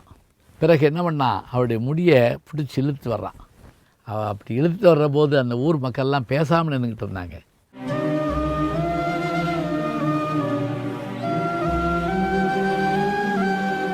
இதையும் பாரதி ரொம்ப கொடுமையாக சொல்வார். பெட்டை புலம்பல்கள் பிறர்க்கு உதவாமோ அப்படின்னு சொல்லி கேட்பார். பிறகு சபைக்கு வந்து அதே கேள்வி கேட்குறா, யாரும் பதில் சொல்லலை, சான்றோர்களை பார்த்து பேசுகிறா. எல்லாத்துக்கும் காரணம் யார்? சகுனி. ஏளனமாக உட்கார்ந்து சிரிச்சுக்கிட்டு அதில் பீஷ்மர் சொல்கிற பதிலெலாம், அவர் ஏன் பிற்காலத்தில் போர்க்களத்தில் அத்தனை நாள் உயிருக்கு மன்றாடிக்கிட்டு இருந்தார்னா இந்த காரணம்தான். ஒரு பெண்ணை உரிமையாகி உள்ளவன் விற்கலாம், எதுவும் செய்யலாம் என்று நம்முடைய புராணங்கள் சொல்கின்றனன்னு கங்கையின் மைந்தன் சொல்கிறார். சொன்னதுக்காக தான் அவர் அந்த பாடுபட்டார் போட்டுக்கு பின்னாடி. அப்போ இதுக்கு மேலேயும் ஒரு கொடூரம் நடந்தது. என்ன கொடூரம் அப்படின்னா, கர்ணனை நம்ம நல்லவன் வல்லவன் கொடையாளின்னு சொல்கிறோம் இல்லையா, அவன் ஒரு வார்த்தை சொல்கிறாங்க அந்த இடத்துல, அடிமைகளுக்கு மேலாடை எதுக்கு அப்படின்னு கேட்குறான். இப்போ நீங்கள் கிராமத்துலலாம் பார்த்துருப்பீங்கள்ல, பண்ணையார் வருவார், வேலைக்காரர் வந்தோடனே தோளில் ஒரு துண்டு எடுத்து இப்படி கையில் வச்சுக்கிட்டு அப்படி நிற்பார், வணக்கம் பார். துண்டை இப்படி கக்கத்தில் இடிக்கிடுவாங்க, துண்டு மேலே போடக்கூடாது. அடிமைகளுக்கு மேலாடை எதுக்குன்னு கேட்டான். இதை கேட்ட உடனே பாண்டவர்கள் என்ன பண்ணாங்க, தங்களுடைய தோளில் கிடந்த துண்டு எடுத்து கீழே போட்டாங்க, உத்தரியத்தை எடுத்து கீழே போட்டாங்க. இதை கேட்ட உடனே பாஞ்சாலி அஞ்சு நடுங்கிறாங்க. ஏன்னா அவருடைய மேலாடையையும் இவர்கள் என்ன செய்வார்களோ என்று யோசிக்கிறார். இந்த யோசனையை கர்ணன் சொல்லி கொடுத்த உடனே துரியோதனன் என்ன சொன்னான் தெரியுமா? தம்பி, சீரையும் களைவாய், தையல் சேலையும் களைவாய் அப்படிங்கிறான். போடா, அவளுடைய அழகு கெடுமாறு, அவளை அவமானப்படுத்தும் விதமாக அவளுடைய சேலையை பற்றியிலு என்று ஒரு கொடியவன் தன்னுடைய தம்பிக்கு ஆணையிடுறான். அவன் உடனே என்ன பண்ணுறான், அது ஒரு பெரிய ஒரு கிடைக்க முடியாத ஒரு பணியாக்கம் நினச்சி போய் அவருடைய சேலையை பற்றி இழுக்க போகிறான். இப்படி பாஞ்சாலி சபை நடுவே துயரற்று அலறி நின்றபோது பீமன் எழுந்து ஒரு வார்த்தை சொன்னான். சூதர் மணிகளிலே அன்னே தொண்டு மகளிருண்டு, சூதிற்படையமென்று அங்கு ஒரு தொண்டச்சி வந்ததில்லை. இப்போ சொல்கிறோம் இல்லையா, ஆண்களுக்கான சில மணமகள் மன்ற மாதிரி இருந்தால் அங்கே பெண்கள் வரமாட்டாங்க, வர்றது முறை இல்லைங்கிறான் அவன். அதோடு மட்டும் இல்லை, யாரை பணியை வச்சு ஆடிட்டடி, துருபதன் மகளை துட்ட தூய்மன் உடன்பிறப்பை இரு பகடை என்றாய். நீ ஒரே வார்த்தையில் அவளை என்ன செஞ்சிட்ட, பகடையில் வச்சு ஆடிட்ட. அதுக்கு மேலே ஒன்று சொல்கிறான், நாம் எப்படி வெற்றி அடைஞ்சோம் தெரியுமா? சூதிற் படைத்ததில்லை, அன்னே சோரத்திற்கொண்டதில்லை, வீரத்தினால் படைத்தோம், வெம்போர் வெற்றியினால் படைத்தோம். நாம் அடைந்த இந்திரபிரஸ்தம் என்கின்ற நகர் 14 நாள் நான் போர் செய்து சராசந்தனை கிழித்தெறிந்துதான் போர்க்களத்திலே அவனை வீழ்த்தி நாம் பெற்றோம். அந்த வெற்றியை இரு பகடியில் தோற்றுவிட்டாய். அர்ஜுனனை பார்த்து சொன்னான், தம்பி எரிதழல் கொண்டு வா, கதிரை வைத்தளந்தோன் அண்ணன் கையை எரித்திடுவோம்னா. கோபம் தாங்க முடியாமல் நாட்டை வச்சு ஆடினேன், எங்களை வச்சு ஆடினேன், எல்லாத்தையும் பொறுத்தோம். இப்போ பெண்ணை வச்சு ஆடலாமா, மனைவியை வச்சு ஆடலாமான்னு கையை வச்சு எரிச்சு விடலான்றான். அப்போ தான் அர்ஜுனன் எழுந்து சொன்னான், என்ன வார்த்தை சொன்னாய் பீமா, யாவர் முனையை சொன்னாய். இதுதான் முக்கியமான வார்த்தைங்க. சில நேரங்களில் நம்ம பேசலாம், ஆனால் எங்கே பேசுகிறோங்கிறது ஒரு முக்கியமான ஒன்று. நம்ம எதிரிகிட்டக்க நம்முடைய குறைபாட்டை சொல்லிடக்கூடாது, நம்முடைய சொந்தத்தை குறைபாடுகளை விட்டு கொடுக்கக்கூடாது. அப்போ அவன் சொல்கிறான், தர்மத்தின் வாழ்வு தன்னை சூதுகவும். நல்லா நினைவில் வச்சுக்கோங்க, இது பாஞ்சாலி சிவத்தில் வர்ற வரி. இது எல்லாரும் எடுத்து இப்போ பயன்படுத்துகிறாங்க. தர்மத்தின் வாழ்வு தன்னை சூதுகவும் தர்மம் மறுபடியும் வெல்லும் என்னும் இயற்கை மர்மத்தை நம்மாலே உலகங்கற்கும் வழி தேடி விதி இந்த செய்கை செய்தான். இன்று கட்டுண்டோம், பொறுத்திருப்போம், காலம் மாறும், தர்மத்தை மென்மேலும் வெல்ல காண்போம், தனு உண்டு காண்டிபோம் அதன் பேர் என்றான். எப்படி சொல்கிறான் பாருங்க. இவையெல்லாம் நடக்கிறதுக்கு காரணமாக இருந்தவன் யார்? அந்த சகுனி. பின்னர் அந்த சபையிலே பாஞ்சாலி மானபங்கப்படுத்தப்படுகிறார். அவர்கள் சபதம் செய்கிறார்கள், காட்டுக்கு செல்லுகிறார்கள். நாடு துரியோதனுக்கு சொந்தமாகிறது. வென்றவன் சகுனிதான், வென்றது பகடைதான், வென்றது சூதுதான். இதோடு கதை முடியவில்லை. இதுதான் தொடர்ச்சி. இந்த தொடர்ச்சியிலும் நம்முடைய சகுனியின் செயல்பாடுகள் எப்படி இருக்கின்றன யுத்தம் வரையிலே பார்க்க இருக்கிறோம். சூதாட்டத்தில் எல்லாற்றையும் இழந்து பாஞ்சாலியை வரவழைச்சு அவள் அடிமைப்படுத்தப்பட்டு துச்சாதனால் துயிலுரியப்பட்டு சபதம் போட்டு அவங்க இவர்களை வீழ்த்துவேன்னு சொல்கிறாங்க. குறிப்பாக பீமன் சொல்கிறான், என் தொடையில் உட்கார் என்று சொன்னானே, அந்த துரியோதனுடைய தொடையை பிளப்பேன், கல்லண ஊறும் ரத்தம் குடிப்பேன். பாஞ்சாலி சபதம் போடுறான், என்னுடைய கரம் பற்றி இழுத்து வந்த இந்த துச்சாதனுடைய அந்த கைகள் பிடுங்கப்பட வேண்டும், துரியோதன் நெஞ்சம் பிளக்கப்பட வேண்டும், அதில் ஊறுகின்ற ரத்தத்தை எடுத்து என் தலையில் தேய்த்து கொள்வேன், பிறகுதான் நான் தலையை முடிவேன் என்கிறார். அர்ஜுனன் சபதம் செய்கிறான். இப்படி 5 பேர் சபதம் செய்த போது உலகம் நடுங்கியது. இதை பார்த்து பயந்து போன அந்த திருதராஷ்டிரன் உடனடியாக எழுந்து, நிறுத்துங்கள் நிறுத்துங்கள், எனக்கு என்ன நடக்கிறது என்றே தெரியவில்லை, நான் பார்வையற்றவன் என்று சொல்லி தர்மனிடத்தில் வந்து, தர்மா, நீயும் உன்னுடைய தம்பிமாரும் என் கண் போன்றவர்கள், என் பிள்ளைகள் அல்லவா, சபதம் போடாதீர்கள், துரியோதன் செய்து தவறுதான், இவர்கள் செய்து தப்பு, நாங்கள் எல்லாவற்றையும் மறந்து விடுகிறோம், தயவு செய்து சூதாடி தோற்றவற்றெல்லாம் நீ பெற்றுக்கொள், சாவு கொடுக்காதீர்கள், சண்டையிட வேண்டாம், சேர்ந்திருப்போம் அப்படின்னா. இப்படி அவன் சொல்லிக்கிட்டு இருக்கிறத பார்த்தோன்னே துரியோதனை கொஞ்சம் திடுக்கிட்டான். நான் உன்னிடம் மன்னிப்பு கோருகிறேன் திரௌபதி. அதை காட்டிலும் சகுனிக்கு கோபமே வந்துருச்சு. இந்த பாடுபட்டு அவருடைய செல்வத்தை பூரா நம்ம பார்த்து அவர்களை அடிமைப்படுத்தி வச்சுருக்கோம், இவர் போய் இப்படி இப்போ பேசிகிட்டு இருக்காருன்னு சொல்லிட்டு, துரியோதனா, உன் தந்தையினுடைய வார்த்தையை பார், இப்படியானால் என்ன ஆவது? இன்றைக்கு நினைவு வைத்துக்கொள், இவர்களிடத்திலே நாம் செல்வத்தை திருப்பி கொடுத்து விடலாம், நாட்டை திருப்பி கொடுத்து விடலாம். ஆனால் புலியின் வாலை உருவி விட்ட போல, பாம்பை அடிக்காமல் விட்டதைப் போல, தீயை அணைக்காமல் விட்டதைப் போல பகை முற்றிக்கொண்டே இருக்கும். எனவே அவர்களை விட்டுவிடக்கூடாது. துச்சாதனா, நீ உடனடியாக சென்று தர்மனுக்கு கோபத்தை மூட்டு அப்படின்னா. அப்போதும் தன்னுடைய சூழ்ச்சி வலையை பின்ன தொடங்கினான் சகுனி. உடனே துச்சாதனன் சென்று தர்மனை பார்த்து, வெக்கமாயில்லை, தோற்று போன உங்களுக்கு திரும்ப அவற்றையெல்லாம் பெற்றுக்கொள்ள வேண்டும் என்ற மனம் எப்படி வந்தது என்று இவன் பேச பேச பேச அவர்கள் என்ன செய்வதென்று தெரியாமல் கோபப்பட, அதற்குள்ளாக அங்கிருந்தவர்களெல்லாம் கூடி, சரி, ஒரு தீர்மானம் செய்வோம். என்ன என்றால், உங்களை அடிமை தலையிலிருந்து விடுவித்து விடுகிறோம், ஆனால் 12 ஆண்டு காலம் காட்டிலே சென்று நீங்கள் வாழ வேண்டும், ஓராண்டு காலம் மறைந்து வாழ வேண்டும். அப்படி மறைந்து வாழுகிற போது நாங்கள் உங்களை கண்டுபிடித்து விட்டால் மீண்டும் நீங்கள் 12 ஆண்டு கால வனவாசம் செல்ல வேண்டும் என்று இவர்கள் சொன்னதை அவர்கள் ஏற்றுக்கொண்டார்கள். வேறு வழி இல்லை, அவர்கள் புறப்பட்டு செல்கிறார்கள்.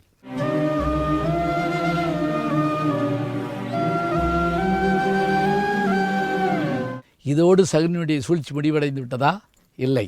காட்டுக்கு போன பாண்டவர்கள் எப்படி கஷ்டப்படுகிறார்கள் என்பதை பார்க்க வேண்டும் என்ற ஆசை துரியோதனுக்கு வந்தது. சகுனியும் அதற்கு ஒத்துழைத்தான். வா, ஒரு நாளைக்கு சென்று பார்ப்போம். எல்லோரும் இங்கிருந்து புறப்படுகிறார்கள். துரியோதனன், துச்சாதனன், சகுனி, கர்ணன் மற்ற எல்லோரும் போகிறார்கள். அங்கே காட்டில் அவர்கள் ஒருவேளை உணவு தான். ஏனென்றால் இந்த அட்சய பாத்திரம் ஒருவேளை உணவு தரும். அப்படி அந்த உணவை அவர்கள் சாப்பிடுவதற்காக தயாராக இருக்கிற போது அந்த நேரத்தில் இவர்கள் சென்று எதிரிலே கூடாரம் அடித்து கொண்டு இசைத்து கொண்டு வேண்டியவற்றையெல்லாம் விருந்து உண்பது போல சாப்பிட்டு கொண்டு ஆடிக்கொண்டிருக்கிறார்கள். இன்றைக்கும் இதை நாம் பார்க்கிறோம். உண்ணாவிரதம் இருக்கின்ற அந்த கட்சியினரை பார்த்து எதிர்க்கட்சியினர் உண்ணும் விரதம் செய்கின்ற ஒரு கொடுமையை பார்க்கிறோம். அந்த நிகழ்வெல்லாம் எங்கிருந்து வந்ததென்றால் பாரதத்தில்தான் வந்தது. சகுனி அடுத்து ஒரு யோசனை செய்தான். பாண்டவர்களை எப்படி அழிக்க வேண்டும், அதற்கு என்ன பண்ணலாம்? ஒரு யாகம் செய்கிறார்கள். அது நல்லவர்களை அழிப்பதற்கு தீயவர்கள் செய்கின்ற யாகம். அதற்குள்ளிருந்து ஒரு பூதம் வெளிப்படுகிறது. இந்த பூதம் வெளிப்பட்டு என்ன செய்யட்டும் என்று கேட்கிறது. காட்டில் இருப்பார்கள் 5 ஆண்கள் ஒரு பெண், அவர்களை புறம் நீ அழித்து தின்று விட்டு வா. அந்த பூதம் ஒரு நிபந்தனை வைத்தது. போவேன், அவர்கள் அங்கு இல்லாவிட்டால் திரும்பி வந்து உங்களே அடிப்பேன், போய் வா. இது நடந்து கொண்டிருக்கும் போதே இதை தெரிந்து கொண்ட தர்மராஜனாகிய யமதர்மன் தன் குழந்தைகளை காக்க வேண்டும் என்பதற்காக அங்கே ஒரு நாடகத்தை நடத்துகின்றான். அதுதான் நச்சுப்பைகை சருக்கம். அதில் தண்ணீரை அள்ளி குடித்த அவர்கள் எச்சன் கேட்ட கேள்விக்கு பதில் சொல்ல முடியாமல் மயங்கிவிட, அந்த நேரத்திலே வந்த பூதம் ஏற்கனவே எல்லோரும் செத்து கிடக்கிறார்கள், என்னை இவர்கள் வீணாக அனுப்பிவிட்டார்கள் என்று அந்த யாகத்தை செய்த அந்த முனிவனை போய் அடித்து விட்டது. பிறகு இவர்கள் எழுந்து அந்த கேள்விக்கெல்லாம் தர்மன் பதில் சொல்ல அந்த யட்சன் அங்கிருந்து விடைபெற்று செல்கிறார். இன்னொன்று செயலும் உண்டு. நாரதர் ஒரு முறை வந்தார். துரியோதனை பார்த்தார். துரியோதனா சௌக்கியமா? நன்றாக இருக்கிறேன். அர்ஜுனன் போய்விட்டான். என்ன, அர்ஜுனன் இறந்து போய்விட்டானா? இறந்து போகவில்லை, காட்டுக்கு போய்விட்டான். ஓ, சன்னியாசி ஆகிட்டானா? அதுதான் நல்லது. இனிமேல் நம்ம இடத்துல வந்து ராஜ்யத்தை கேட்க மாட்டான். இல்லை, அவசரப்படாதே. பாசுபதாஸ்திரம் பெறுவதற்காக சென்று விட்டான். பெற்றுவிட்டால் ஆபத்து சொல்லிவிட்டு நாரதர் போய்விட்டார். நாரதர் சொன்ன வார்த்தை எப்படி கலகத்தில் தானே முடியும்? நாரதர் கலகம் நன்மையில் முடியும், அதையும் பார்ப்போம். இப்படி சொன்னவுடன் உடனே சகுனி யோசித்தான். அவன் பாசுபதாஸ்திரம் பெறுகிறான் என்றால் நாமும் பெற வேண்டும். கர்ணா, நீ கிளம்பு, பரசுராமனிடத்தில் போய் பாடம் கேட்டுக்கொள். சிஷியனாக சேர்ந்து பாசுபதாஸ்திரத்தை பெறுவதற்கான வழியைப்பார். கர்ணன் தயங்கினான்.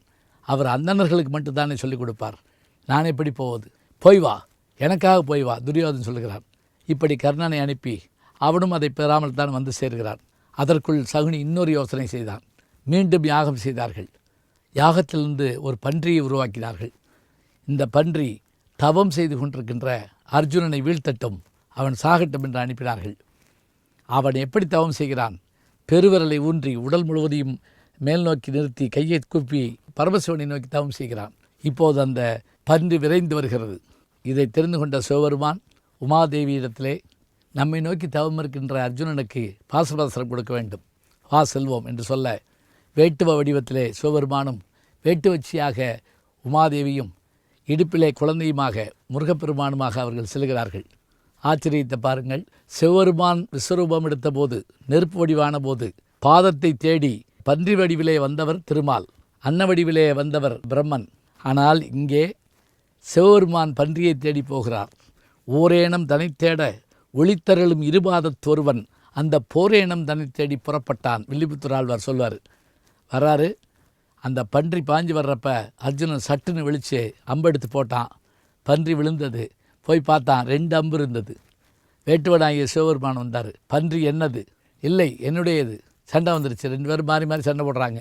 பார்வதி தேவி உட்காந்து பார்த்துக்கிட்டு இருக்காங்க வீட்டுக்காரர் சண்டை போடுறத. பிறகு மல்யுத்தம் ஆரம்பிக்குது. கட்டி பிடிச்சி உருள்றாங்க.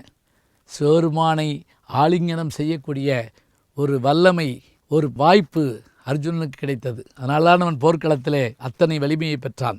பிறகு அவனை கீழே போட்டு மேலே ஏறி உட்காந்துட்டார் சிவபெருமான். அவன் கையெடுத்து கும்பிட்டா, சாமி நீங்கள் யாருன்னு? உனக்கு இப்போ வரம் கொடுக்கத்தான் வந்தேன் என்று தன் உருவத்தை காண்பிக்க தேவியும் முருகப்பெருமானும் சிவபெருமானும் சேர்ந்து பாசுபதாஸ்திரத்தை கொடுத்தார்கள்.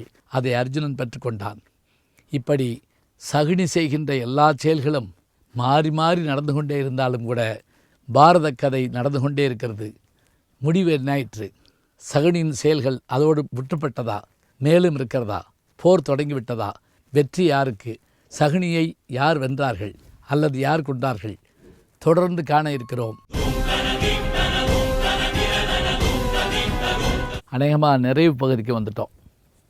சகுனியினுடைய அந்த செயல்பாடுகள் எத்தகைய முறையிலே பாரத கதையை நடத்தி சென்றன என்று பார்த்தோம். உண்மை ஜெயிக்கிறதுக்கு தாண்டா ஆதாரம் தேவை, பொய் ஜெயிக்கிறதுக்கு குழப்பமே போய். 12 ஆண்டுகள் முடிந்து ஓராண்டு காலம் அவர்கள் மறைந்து வாழ்கிற காலம். அப்போவும் சகுனி என்ன பண்ணுறான், துரியோதனன்ட்ட அவங்க எங்கே இருக்காங்கிறத போய் கேளு. பீஷ்மருக்கு கட்டாயம் தெரியும், விதுரன்ட்ட பேச முடியாது நம்ம, நீ பீஷ்மரை போய் கேளு, போ தாத்தாவை போய் கேளு போன்னு சொல்லிக்கிட்டே இருக்கான். இத்தனைக்கும் ஒற்றர்களை வச்சு தேடிக்கிட்டே இருக்காங்க. கண்டுபிடிச்சா திருப்பி 12 வருஷம் போகணும். பீஷ்மர்கிட்ட போய் கேட்டப்ப அவர் ஒரே ஒரு வார்த்தை சொன்னார். இன்றைக்கி நம்ம சொல்லுவோம்ல, ஒரு குழு கொடுக்குறேன்னு, அது மாதிரி சொன்னார். எந்த நாட்டில் மாதம் மும்மாறி மழை பொழிகிறதோ அங்கு பாண்டவர்கள் இருக்கிறார்கள் மறைந்து. இதை ஒற்றர்கள் மூலம் தெரிஞ்சுக்கிட்டான். அவர்கள் இருக்கும் மரம் விராட தேசமாக இருக்கும், அங்குதான் பசுமை இருக்கிறது. அங்கே படையெடுத்து போனாங்க. அங்கே படையெடுத்து போய் அடி வாங்கிட்டு வந்துட்டாங்க வழக்கப்படி. அர்ஜுன வழிபட்டான். இதெல்லாம் பார்க்குறோம். இப்போ மீண்டும் 13 ஆண்டு ஆச்சு.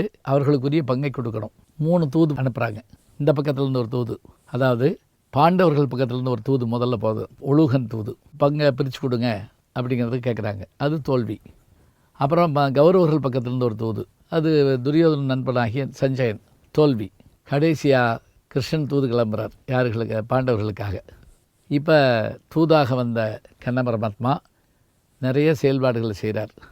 அதில் ஒன்று, அஸ்வத்தாமனை மித்திரபேதம் செய்தது. அஸ்வத்தாமன் மேல் சந்தேகம் வரும்படியாக தன்னுடைய மோதிரத்தை கழட்டி விட ஆகாயத்தையும் பூமியும் காட்ட சகுனி துரியோதனன்ட்டு சொல்கிறான், தபாரு, அந்த துரோணருடைய மகன் அஸ்வத்தாமன் ஆகாசவாணி பூமாதேவி சத்தியமா ஏதோ சொல்லி சத்தியம் பண்ணுறான் கிருஷ்ணன்ட்ட, நீ அவனை நம்பாத. அதனால தான் கடைசி வரைக்கும் அஸ்வத்தாமனை படைத்தளபதியாக ஆக்கவே இல்லை. சரி, தூது வந்துட்டு போயாச்சு. இப்போ ஆட்களை அவங்க பக்கம் சேர்க்கணும். எல்லாரும் போய் படை உதவி கேட்டு போகிறாங்க. சகுனி சொல்கிறான், நீ கன்னடத்தில் சென்று உதவிகள், யாதவர்களுடைய படை நமக்கு வரட்டும். இன்றைக்கி தேர்தல் மாதிரி தாங்க, அவரை போய் பாரு, அந்த கட்சி அந்த ஜாதி கட்சி நமக்கு ஓட்டு கிடைக்கும், இந்த ஜாதி போய் பாருன்னு சொல்கிறோம்ல, அது மாதிரி. அதே நேரத்தில் தான் அர்ஜுன் வந்துடுறான். 2 பேரும் படை உதவி கேட்டு வர்றாங்க. வாசுதேவனை படைக்கலைத்த சர்க்கம். அதில் கண்ணன் கேட்டார், நான் வரணுமா என் படை வரணுமா? நான் வந்தால் ஆயுதம் எடுக்க மாட்டேன். அப்படியா? சரி. அப்போ துரியோதனன் சொன்னால் படை வந்தால் போதும். சரி, போயிட்டு வா. அர்ஜுனன்ட்ட நான் வரேன்ட்டார். சகுனிகிட்ட வந்து சொன்னான் துரியோதனன். ஏமாந்து போயிட்டான் அர்ஜுன், படையை நான் கொண்டு வந்துட்டேன், அவன் ஆயுதம் எடுக்காமல் அவன் கூட போகிறான் கிருஷ்ணன். அப்போ சகுனி சொன்னான், முட்டாள் மாதிரி பேசாத, அவனை மாத்திரம் நீ கொண்டு வந்திருந்தேனா அந்த கிருஷ்ணனை யுத்தத்தில் நம்ம ஜெயிச்சிருக்கலாம். சரி, விட்டுட்ட, பரவாயில்ல, மீண்டும் நம்ம பார்ப்போம். இந்த யுத்தம் தொடங்குவதற்கு முன்பாக இன்னும் சில தடவை வந்து சேர்க்க வேண்டியிருக்குங்கிறான் சகுனி. யார்?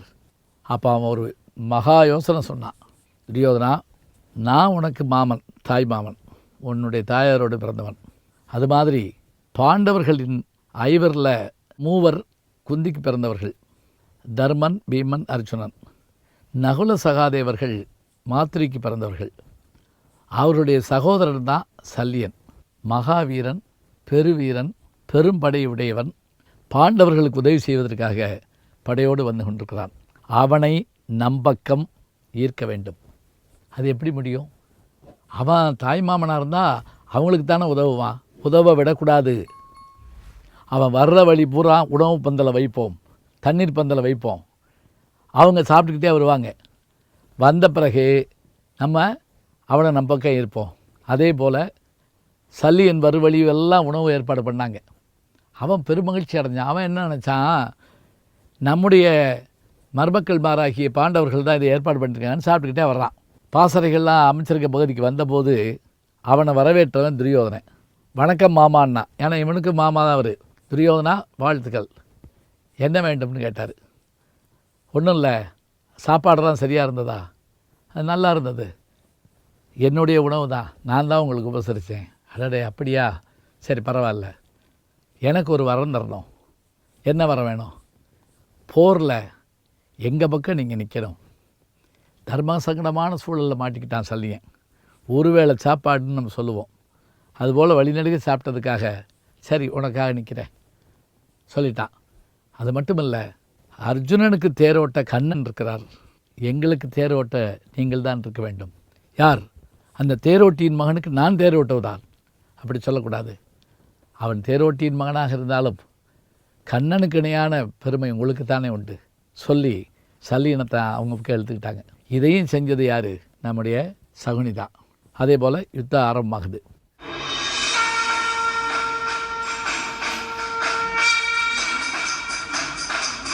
போர்க்களத்தில் நம்ம எல்லா செய்திகளையும் பார்க்குறோம்.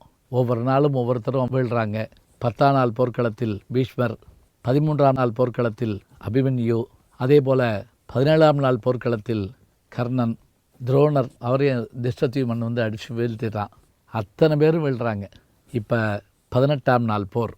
மிச்சம் இருக்கிறது யார் என்றால் துரியோதனனும் சகுனியும் மற்றவர்களும் தான் இருக்காங்க. இப்போ கூட கிருபாச்சாரியர் சொன்னாராம் துரியோதனன்ட்ட, எல்லாரும் போயிட்டாங்க, பரவாயில்ல, நீ சாக வேண்டாம், நீ அவங்களோட சமரசம் பண்ணிக்கோ. அப்போ அவன் கேட்டான், தம்பிமாரெலாம் போன பிறகு நான் இருந்து என்ன செய்ய போகிறேன்? நானும் அவர்களோடு சேர்ந்து போர்க்களத்திலே அந்த பெருமரணத்தை அடைவேன். யுத்தம் தொடங்கியது.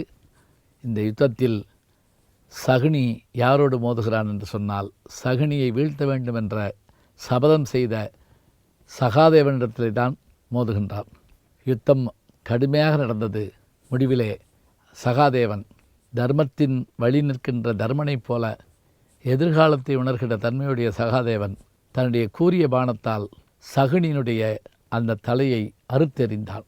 பாண்டவர்கள் வென்றார்கள் என்பதை காட்டிலும் கௌரவர்களுடைய அத்தனை தீய செயல்களுக்கும் காரணமான எண்ணங்கள் உதித்த அந்த தலை உடம்பிலிருந்து பிரிந்து விழுந்தது. சகுனி போர்க்களத்தில் 18ஆம் நாள் அந்த சகாதேவனுடைய கையால் மாண்டு போனான். பிறகு துரியோதனன் அடிபட்டு வீழ்கிறான். பாண்டவர்கள் வெல்கிறார்கள்.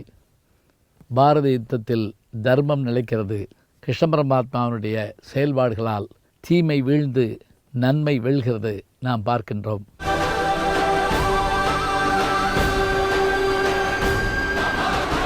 எவ்வாறாக இருந்தாலும் இந்த கதை நடப்பதற்கு பெரிதும் துணை நின்ற ஒரு பாத்திரம் என்று பார்த்தால் அது சகுனிதான். தன்னுடைய சகோதரியினுடைய கணவன் கண்ணற்றவன் என்று தெரியாமல் மறைத்து பெண்ணை வம்பாக இழுத்து வந்து திருமணம் செய்து வைத்த அந்த செயல்பாட்டை மனதிலே வைத்துக்கொண்டு அக்காவுக்கு உதவுவதற்காக வந்தாலும், மருமகனுக்கு பட்டம் தர வேண்டும் என்று விரும்பினாலும், அவர்களோடு சேர்ந்து எதையும் அனுபவித்தானோ இல்லையோ, ஆனால் அவர்கள் உயர்வுக்காக பாடுபட்டான். பின்னர் அவர்களோடு சேர்ந்து மறைந்து போனான். இப்படியான ஒரு சூழ்ச்சி நிறைந்த பாத்திரமாக நாம் சகுனியை பார்க்கின்றோம். இன்றைக்கும் தீமைகள் செய்கின்ற சிலரை சகுனி பேராலேயே நாம் அழைக்கின்றோம். எனவே சகுனி உடலால் மறைந்தாலும் எண்ணங்களால் செயல்பாடுகளால் காலங்காலமாக மனிதகுலம் இருக்கிற வரையில் இருப்பானோ என்கின்ற சந்தேகம் நமக்கு ஏற்படுகிறது. சகுனியினுடைய இந்த செயல்பாடுகளில் நாம் அறிந்து கொண்டது என்ன? தீயவனாக இருப்பதும் தீயவர்களாக மற்றவர்களை மாற்றுவதும் தீமைக்குத்தான் வழிவகுக்கும். தீமை ஒருபோதும் நன்மையை தராது. சகுனியினுடைய பாத்திரப்படைப்பை இவ்வாறு அறிந்து கொண்டோம். தொடர்ந்து பாரதத்திலே வருகின்ற பாத்திரங்களை பார்ப்போம். நல்ல செய்திகளை நாளும் சிந்திப்போம். நாளை சந்திப்போம். வணக்கம். ஜி ஞானசம்பந்தன் யூடியூப் சேனல் பாருங்கள். உங்களை தேடியே உங்கள் வீட்டுக்கு வருது. கேட்காம ஒரு விஷயம் உங்களை தேடி வருது பாருங்கள், அதை பிடிச்சி வச்சுக்கோங்க. நம்முடைய ஜி ஞானசம்பந்தன் யூடியூப் சேனலை தொடர்ந்து எக்ஸலம், இன்ஸ்டாகிராம், ஃபேஸ்புக், வாட்ஸ்அப் என்று அனைத்து தளங்களிலும் நாம் இயங்கிக் கொண்டிருக்கின்றோம். நீங்களும் எங்களோடு வாருங்கள்.